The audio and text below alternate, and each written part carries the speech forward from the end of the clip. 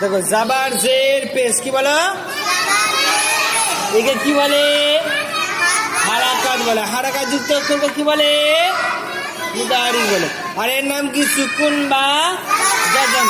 এই সুকুন বা জাজম যে অক্ষরের উপরে থাকবে তাকে কি বলে, সাকিন। তাহলে আমরা আজকে কোনটা বলবো, হামজা সাকিনের বর্ণনা। কোনটা বলবো,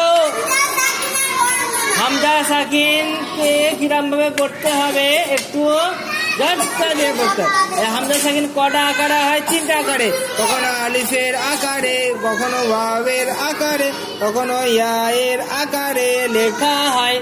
হামজা সাকিনকে কখনো আলিফের আকারে, কখনো ইয়ায়ের আকারে, কখনো ওয়াওয়ের আকারে লেখা হয়। চলো, শানু, শানু, নাতি, নাতি, নাতি, কাসা,